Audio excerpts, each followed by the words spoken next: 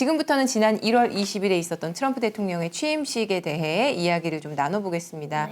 전 세계의 이목이 정말 집중됐어요. 그만큼 화제거리도 많았던 취임식이었는데 기자님은 취임식 어떻게 보셨나요? 보통 미국 대통령 취임식은 미국의 의사당 그 앞에서 하는데 그날을 미국 날씨가 워싱턴 DC 날씨가 너무 추워서 이제 실내에서 했잖아요. 지금 사진이 나오는데 그렇기 때문에 보는 사람 입장에선 더욱 압축돼서 그 트럼프 2기를 상징적으로 좀 볼 수 있었던 것 같습니다. 네. 저는 개인적으로 눈여겨봤던 게 조금 전에 화면에 나오던데 트럼프 대통령 넥타이 색깔 혹시 기억나세요? 무슨 색깔이었는지? 빨간색이었나요?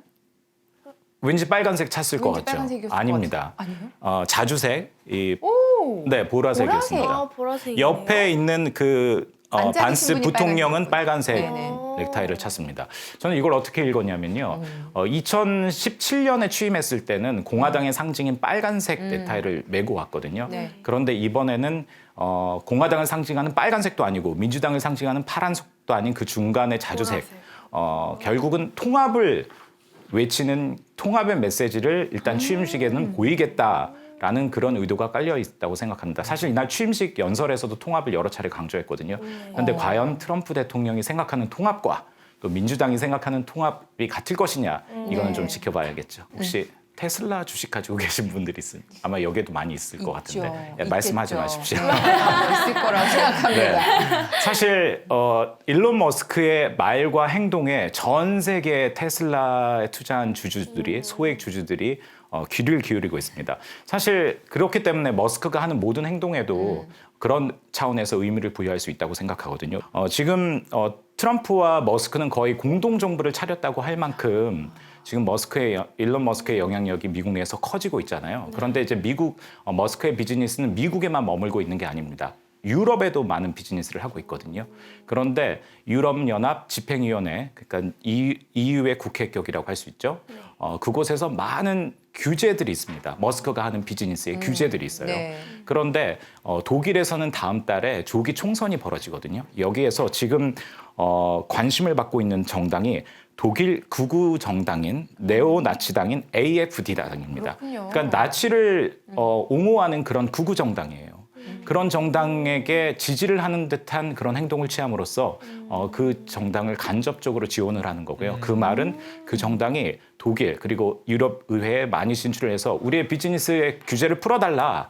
이런 신호를 보내는 것으로 해석할 수도 있을 것 같습니다. 일론 머스크, 저는 사실 진짜 말씀하신 것처럼 일론 머스크와 트럼프 대통령이 공동 정부를 지금 구성하고 있다는 말씀, 그 정도로 일론 머스크가 굉장히 중요한 역할을 차지하고 있는 거잖아요.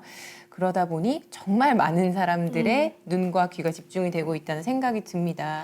저도 머스크도 머스크지만 저는 멜라니아 여사도 굉장히 맞아요. 인상적이었어요. 그 패션.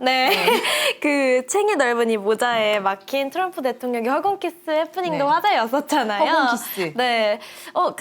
그 기자님께서 또 백악관 출입 기사셨잖아요. 여기 사진 나오네요. 맞아요. 네. 이게 전 되게 인상 깊었거든요. 이런 멜라니아 여사에 대한 내부 평가라고 할까요? 어떠한 캐릭터였는지 조금 말씀해 주실 수 있나요? 그 멜라니아 여사 하면 따라다니는 수식어들이 몇 가지가 있어요. 뭐예요? 저기 지금 조금 전에 영상에도 나오지만 네. 이 실내에서 치러진 공식적인 행사에 모자는 사실 잘 안 쓰고 오잖아요. 그러네요. 생각해보니. 그 모자 쓰고 어디 외출 갈 때 어떤 마음이 있으시죠? 모자 쓰고 외출 뭔가 갈 좀 때? 아, 나 내가 가리고 숨기고 싶다. 그렇죠. 네. 가리고 싶다. 내 눈동자를 다 보여주지 않겠다. 저는 약간 그런 그 메타포가 있지 않았나 싶거든요. 왜냐하면 멜라니아 여사가 그동안의 미국의 영부인, 우리가 생각하는 힐러리 클린턴 전 국무장관도 영부인이었죠. 그리고 또 미셸 오바마 대통령의 아내 미셸 오바마도 굉장히 왕성하게 사회적으로 활동하는 그런 영부인이었다면 멜라니아 여사는 일기 때 굉장히 조금 그 그림자의 역할을 많이 했습니다. 은둔의 영부인이다 이런 별명이 많이 붙었고요. 또 하나 여기 혹시 집순이나 집돌이 있으신가요? 집순이 집돌이 거의 집순이 집돌인 것 같아요. 밖에 나가질 않은. 멜라니아 여사 친구들이? 별명도 영어로 하면 홈바디라 그러거든요. 그래요? 예, 멜라니아 여사도 한때 엄청난 집순이였다고 합니다. 그렇기 때문에 트럼프 2기 때도 좀 은둔의 영부인의 역할을 하지 않을까라는 그런 예측도 있는가 하면 최근에는 멜라니아 여사가 회고록도 내고 마치 커리어 우먼을 상징하는 당당한 차림의 사진도 공개하고 그랬거든요. 그렇기 때문에 2기 때는 조금 모습이 달라지지 않을까, 행보가 달라지지 않을까 이런 관측도 나오고 있습니다. 어떤 그 행보를 보일지는 좀 더 지켜봐야겠죠. 흥미롭네요. 일기 때 좀 아쉬웠던 부분들을 개인적으로 생각해보면 그죠? 조금 네. 2기 때는 다른 모습을 보이고 싶어 할 수도 있을 것 같다는 생각도 듭니다. 트럼프 대통령 막내 아들 베런 트럼프도 굉장히 화제였습니다. 키가 무려 2m. 엄청 네, 크시더라고요. 되게 크더라고요. 뭐 되게 잘생겼다, 뭐 헤어스타일 멋있다 이런 이야기, 엄청 어른스럽다 이런 이야기 많이 맞아요. 나오고. 근데 올해 18살이라고 하더라고요. 특히 그 바이든 전 대통령이 막내 아들과 웃으며 악수를 하다가 바이든 쪽으로 몸을 살짝 기울여서 뭔가 속삭였는데 바이든의 표정이 급격히 어두워졌다. 뭐 이런 모습도 포착이 오. 되었다는 이야기도 있고, 저는 제가 직접 이거를 보지는 못했지만 그런 굉장히 이야기들이 많습니다. 무슨 얘기를 했을까요, 기자님? 글쎄요, 저도 궁금합니다. 이건 정말 그 당사자만 당사자 아니면 알기 어려운 얘기일 텐데 네.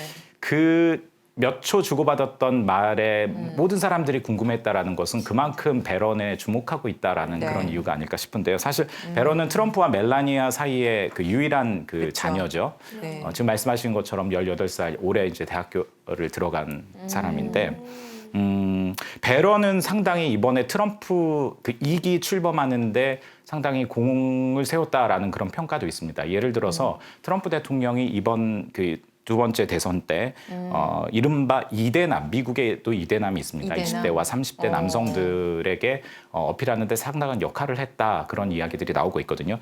구체적으로 이제 배런이 지난해 8월에 트럼프 대통령이 유명 게임 스트리머가 진행하는 에딘 로스라는 게임 스트리머가 있는데 거기 네. 라이브 방송에 출연했습니다. 사실 트럼프 대통령 70대거든요. 네. 게임 잘 모를 거잖아요. 게임 아마 안 해봤을 텐데 배런이 이런 곳에 나가야 된다. 그래서 20, 30대를 움직일 수 있다. 이런 충고들을 많이 했다고 해요.